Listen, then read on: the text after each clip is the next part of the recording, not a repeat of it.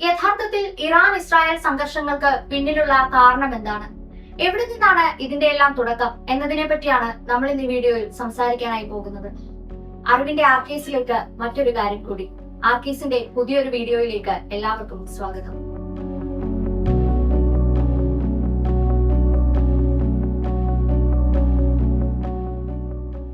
ആയിരത്തി 1948 ആധുനിക ഇസ്രായേൽ രാഷ്ട്രം രൂപീകരിക്കപ്പെടുന്നത്. ചിലർ അതിനെ അംഗീകരിക്കുകയും മറ്റു ചിലർ അതിനെ നിരസിക്കുകയും ചെയ്തു. എന്നിരുന്നാലും ഇസ്രായേൽ രാഷ്ട്ര രൂപീകരണം മിഡിൽ ഈസ്റ്റേൺ ജിയോ പൊളിറ്റിക്സിൽ പുതിയൊരു യുഗത്തിന് തുടക്കം കുറിക്കുകയായിരുന്നു.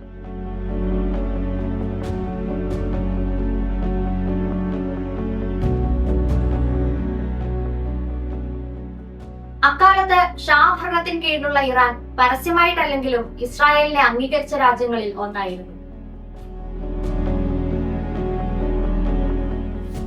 ശത്രു രാജ്യങ്ങളാൽ ചുറ്റപ്പെട്ട് കിടന്നിരുന്ന അറബിതര രാഷ്ട്രങ്ങളായിരുന്ന ഇസ്രായേലും ഇറാനും 1950കളിലും 60കളിലും സാമ്പത്തികമായും സൈനികപരമായും പ്രത്യേകിച്ച് എണ്ണയുടെ കാര്യത്തിലും രഹസ്യമായെങ്കിലും തന്ത്രപരമായ ഒരു ബന്ധം നിലനിർത്തി പോന്നിരുന്നു.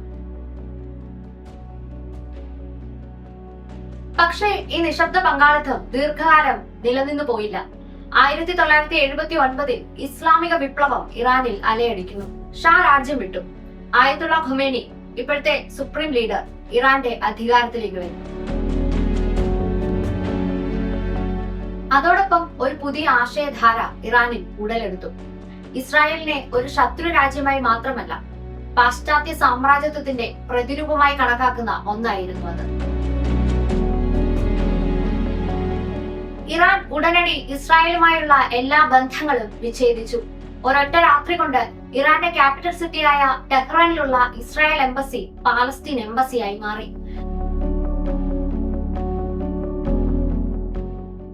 ഇറാൻ തന്റെ വിപ്ലവ ആശയധാര ഉറപ്പിക്കുവാൻ ആരംഭിച്ചു. അവരുടെ ഏറ്റവും പ്രധാനപ്പെട്ട നീക്കങ്ങളിൽ ഒന്നായിരുന്നു 1980കളുടെ തുടക്കത്തിൽ മെഡിറ്ററേനിയൻ കടലിനോട് ചേർന്ന് കിടക്കുന്ന ലെബനനിൽ ഹിസ്ബുള്ളയുടെ സൃഷ്ടിയും ഇറാൻ അവർക്ക് നൽകിയ പിന്തുണയും.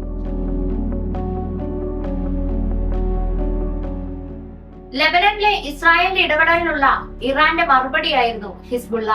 ഖൊമേനിയുടെ നേതൃത്വത്തിലുള്ള ഇറാൻ ഇവർക്ക് സാമ്പത്തിക പിന്തുണയും സൈനിക പരിശീലനവും നൽകി. ഈ സംഘം വലിയൊരു സൈനിക രാഷ്ട്രീയ ശക്തിയായി മാറി, ഇസ്രായേലിന്റെ നേരിട്ടുള്ള എതിരാളിയും. അതോടൊപ്പം പാലസ്തീൻ പ്രദേശങ്ങളിൽ പ്രവർത്തിച്ചു വരുന്ന ഹമാസ്, ഇസ്ലാമിക് ജിഹാദ് പോലെയുള്ള സംഘടനകൾക്ക് സാമ്പത്തിക സൈനിക ആശയപരമായ പിന്തുണ നൽകിക്കൊണ്ട് ഇസ്രായേൽ പാലസ്തീൻ പ്രദേശങ്ങളിൽ നിരന്തരമായ സംഘർഷങ്ങൾ നിലനിർത്താൻ ഇറാന് സാധിച്ചു. ഈ കാലയളവിൽ ഇറാനും ഇസ്രായേലും തമ്മിൽ നേരിട്ടൊരു യുദ്ധം ഉണ്ടായിട്ടില്ല എങ്കിൽ പോലും എല്ലാ പ്രശ്നബാധിത മേഖലയിലും ഇരുവരുടെയും ഇടപെടൽ വ്യക്തമായി.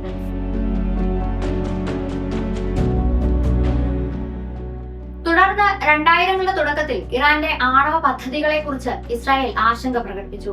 എന്നാൽ തങ്ങൾ അത് സമാധാനപരമായ ഊർജത്തിനു വേണ്ടിയാണ് നടപ്പാക്കുന്നതെന്ന് ഇറാൻ വാദിച്ചു. എങ്കിലും ഇസ്രായേലും മറ്റ് പാശ്ചാത്യ രാജ്യങ്ങളും അതിനെ വളരെയധികം സംശയത്തോടെയാണ് നോക്കിക്കണ്ടത്.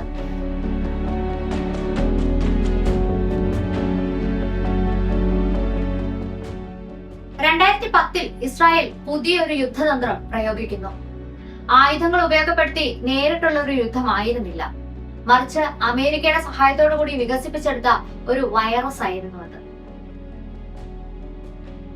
ഈ കമ്പ്യൂട്ടർ വൈറസ് ഉപയോഗപ്പെടുത്തി ഇറാന്റെ ആണവ സെൻട്രിഫ്യൂജുകളെ അവർ തകർത്തു.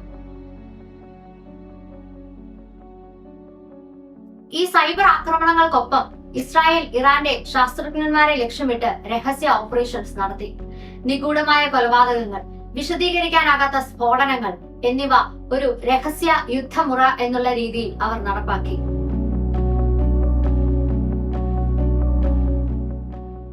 ഇതിനെതിരെ ഇറാൻ പ്രതികരിക്കുന്നത് ഹിസ്ബുള്ളയ്ക്ക് കൂടുതൽ ആയുധബലം നൽകിക്കൊണ്ടാണ്. ഇതുവഴി സിറിയയുടെ മേലുള്ള ഹിസ്ബുള്ളയുടെ സ്വാധീനം അവർ വർദ്ധിപ്പിക്കുന്നു. 2011 തുടക്കത്തിൽ സിറിയയിൽ സിവിൽ വാർ ശക്തിപ്പെടുന്നു. സിറിയൻ പ്രസിഡന്റ് ബസർ അൽ അസദിനെ സഹായിക്കാനായി ഇറാൻ എല്ലാവിധ സഹായങ്ങളും സിറിയയിലേക്ക് നൽകുന്നു.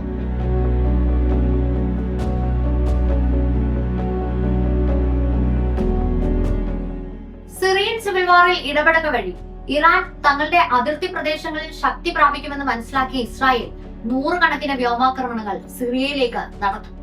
ഗോലൻ ഹെയ്റ്റ്സിൽ നിന്ന് ഇറാനെ അകറ്റി നിർത്തുക എന്നതായിരുന്നു ഇസ്രായേൽ ലക്ഷ്യം വെച്ചിരുന്നതെങ്കിൽ തെഹ്റാനിൽ നിന്ന് ബെയ്റൂട്ടിലേക്ക് ഒരു ലാൻഡ് കോറിഡോർ നിർമ്മിക്കുക എന്നതായിരുന്നു ഇറാന്റെ ലക്ഷ്യം.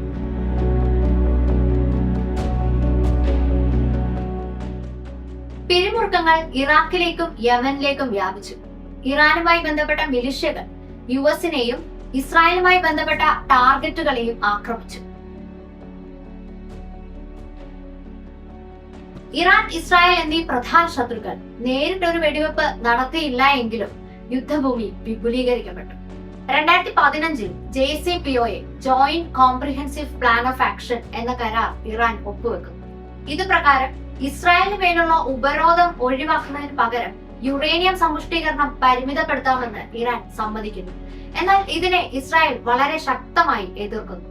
ഇസ്രായേൽ പ്രധാനമന്ത്രി ബെഞ്ചമിൻ നെതന്യാഹു ഈ കരാർ ഇറാന് ബോംബ് നിർമ്മാണത്തിലേക്കുള്ള വ്യക്തമായ ഒരു പാത തുറന്നു കൊടുക്കുന്നതാണ് എന്ന് വാദിച്ചു. 2018 അമേരിക്കൻ പ്രസിഡന്റ് ഡൊണാൾഡ് ട്രംപ് ഈ കരാറിൽ നിന്ന് പിന്മാറി. ഇത് ഇസ്രായേലിന് അനുകൂലമായ ഒരു നീക്കമായിരുന്നു. ലോകരാഷ്ട്രങ്ങൾക്ക് ഭീഷണി ഉയർത്തിക്കൊണ്ട് ഇറാൻ വീണ്ടും യുറേനിയം എൻറിച്ച്മെന്റ് തുടർന്നു.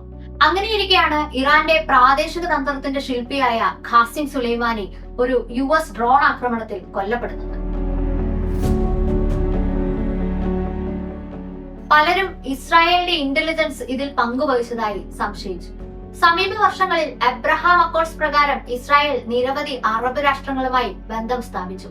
ഈ ബന്ധം ഇറാനെ കൂടുതൽ ഒറ്റപ്പെടുത്തി. ഇറാൻ യുറേനിയം എൻറിച്ച്മെന്റ് നടത്തിക്കൊണ്ട് ആയുധങ്ങളുടെ നിലവാരം വർദ്ധിപ്പിച്ചുകൊണ്ടേയിരിക്കുന്നു. ഇസ്രായേൽ എന്തു വില കൊടുത്തും ഇത് തടയുമെന്ന് പ്രതിജ്ഞയും എടുക്കുന്നു. ഇതേ തുടർന്നാണ് നേരിട്ടുള്ള ആക്രമണങ്ങളിലേക്ക് 2023-2024 വർഷങ്ങളിൽ ഇറാനും ഇസ്രായേലും എത്തുന്നത്. സിറിയയിലെ പരസ്പര ആക്രമണങ്ങൾ, ഇസ്രായേലിലെ കപ്പലുകൾക്ക് നേരെയുള്ള ഡ്രോൺ ആക്രമണങ്ങൾ, പ്രതികാരത്തോടെയുള്ള സൈബർ ആക്രമണങ്ങൾ എന്നിവ അവർ നടപ്പാക്കി. അങ്ങനെ 2025 ആയപ്പോഴേക്കും ഇന്ന് നാം കാണുന്ന പൂർണ്ണതോതിലുള്ള ഒരു ഏറ്റുമുട്ടലിലേക്ക് ഇറാനും ഇസ്രായേലും എത്തുന്നു. ഇസ്രായേലിനും ഇറാനും ഇടയിൽ ജോർദാൻ, ഇറാഖ് എന്നീ 2 രാജ്യങ്ങൾ ഉണ്ടായിട്ട് കൂടിയും എങ്ങനെയാണ് ഇവർ പരസ്പരം ആക്രമിക്കുന്നത്? ഇറാഖിന്റെ എയർ സ്പേസ് കൺട്രോൾ ചെയ്യുന്നത് അമേരിക്കയാണ്.